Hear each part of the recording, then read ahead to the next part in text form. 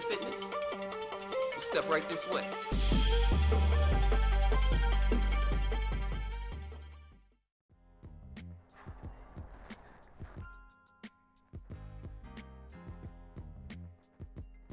Hey man, you're getting really lean.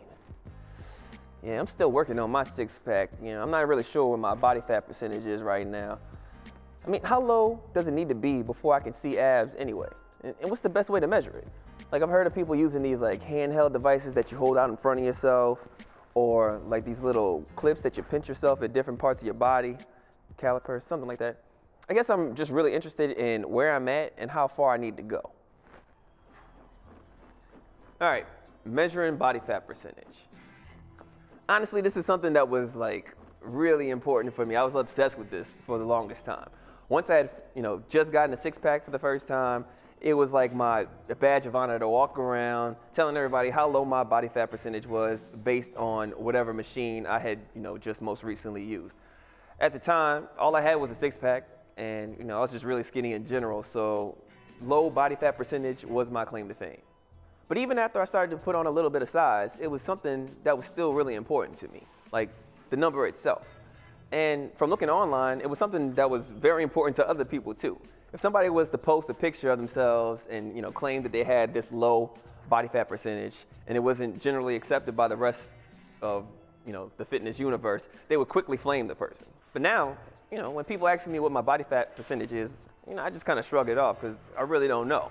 There's only one situation where I feel like having a rough estimate of what your body fat percentage is kind of important or useful. But before I get into that, let me tell you why I personally think it's not important. Okay, so let's say you have a goal that you want to get to 8% body fat. Seen some pictures online of people who are supposedly in this range, and that's how you want to look. So you take an initial reading, and it says you're at 15% body fat. You get to work. You start, paying attention to your diet, you up your cardio, you're paying attention to your micronutrients, fiber, all that. And 12 weeks go by, you made some progress, and you're like, all right, let me see how much further I have to go. You take another reading, and the machine says you're at 7% body fat. All right, so there's a problem. Like, you haven't reached your real goal, you don't look like those people in those pictures, but the machine says you're at X% body fat. Are you content with that? Or do you get back to work and start focusing on what you were really trying to do? At the end of the day, the number should never be the real goal. All right, so the only time I feel like it's kind of useful to have a rough estimate of what your body fat percentage is when you're like trying to set up your protein goals.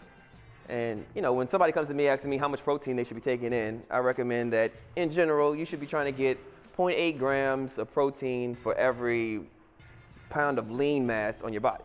And to figure out what that number is, you need to know how much of your total weight is fat. But you can set up your protein goals based on your total weight. It's not like these are life or death issues when it comes to progression on your fitness journey. But anyway, that's my stance on measuring your body fat percentage. Don't lose too much sleep over it. Find some pictures of people who are supposedly in different ranges online. Find out where you are about, and just take that number with a grain of salt. Hopefully this was helpful and put somebody's concerns at ease when it comes to this topic. I'm Scully, YouTube fitness community's best kept secret.